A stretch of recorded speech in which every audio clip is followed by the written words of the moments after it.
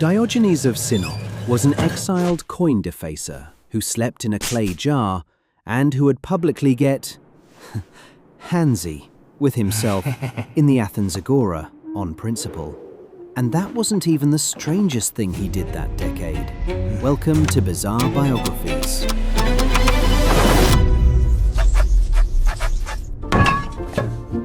Sinope, 4th century BCE, a port city on the Black Sea coast. Diogenes' father is the man in charge of the city's money, Hytesius, royal banker, trusted with the seal, and then someone, Diogenes, his father, or both, the ancient sources still argue about it, adulterates the coinage. Coins are scraped, restruck, debased. Diogenes is exiled. He walks south, alone. He is roughly 40 years old and he owns a single cloak. He stops at Delphi. He asks the oracle how to live. The oracle answers in 2 words, parakaratein to nomisma. Deface the currency. He thinks about it for the rest of his life, and eventually he decides the oracle didn't mean coins. It meant everything else. Currency means custom. Custom means rules. He spends the next 40 years defacing every single one. Athens, the agora. He moves into a pithos, a 6-foot terracotta jar originally meant for storing wine. The barrel, by the way, is a Latin mistranslation. The Romans didn't have pithoi, they had barrels. The story stuck. His property, total 1 cloak, 1 staff, 1 wooden cup, until he sees a boy drinking water from his cupped hands. He throws the cup away. A child, he says, has beaten me at minimalism. Across town, Plato is lecturing. He has just defined a human being as a featherless biped. Diogenes plucks a live chicken. He walks into the academy. He throws it on the floor. Behold, he says, Plato's man. Plato amends the definition, a featherless biped, with broad flat nails. A different morning, Diogenes is seen walking the agora at noon, in full sun, holding a lit oil lamp. He shines it in the faces of strangers. When asked what he is doing, he says he is looking for an honest man. He never finds one.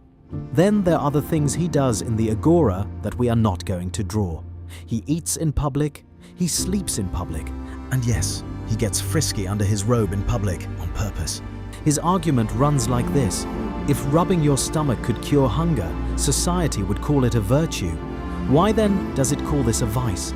The Athenians take to calling him Kion, the dog. He likes it. He keeps the name. Cynic in Greek just means dog-like.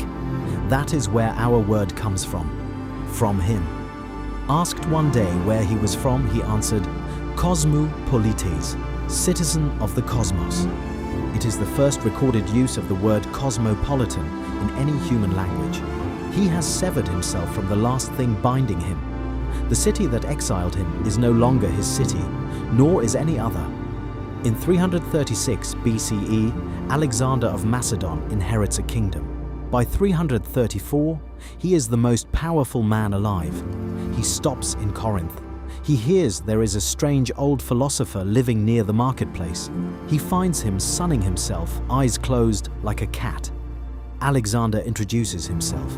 He asks if there is anything in the world he could grant. Diogenes opens one eye. Yes, he says.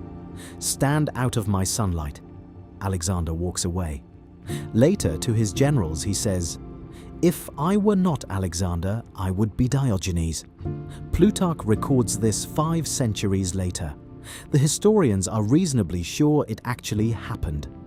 A few years before the encounter, Diogenes had sailed for Aegina. Pirates intercepted the ship. They took him to the Corinth slave market and chained him to a post. The auctioneer asked what trade he knew. Diogenes answered, governing men. Then he pointed at a wealthy Corinthian in the crowd named Xeniades. Sell me to that one, he said. He needs a master. Xeniades somehow agreed. He bought him, took him home, handed him the children.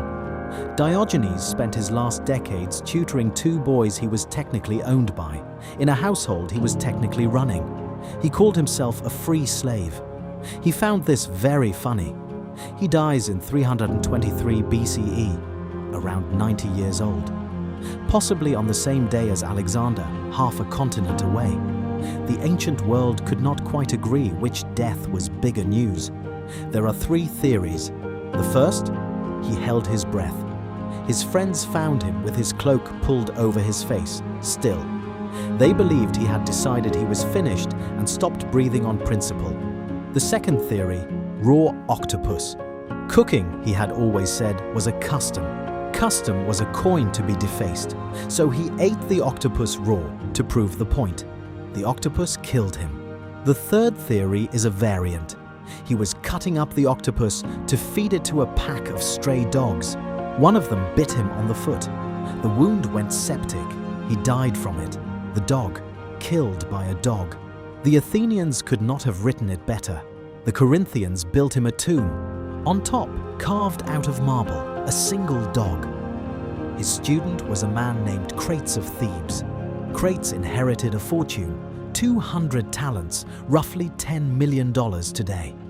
On Diogenes' instructions, he gave it all away. Walked into Athens in one cloak. Crates also married a woman, Hipparchia of Maronea, 20 years old from a wealthy Thracian family, supposed to marry money. Instead, she announced she was marrying Crates, a homeless philosopher, in one cloak. Her parents threatened to disown her. So Crates dropped his cloak in front of them. "Take it or leave it," he said. She took it. They spent the rest of their lives together in an Athenian portico, on principle, in public, in plain wool. Crates then taught a young shipwrecked merchant named Zeno of Citium. Zeno opened a school under a painted colonnade. The Greek word for colonnade is stoa. We still call his philosophy Stoicism. 3 centuries later, the most powerful man on earth is the Roman Emperor Marcus Aurelius. He is also a Stoic. His private journal, the Meditations, quotes Diogenes directly. Every Stoic in human history is a great grand student of a man who lived in a jar.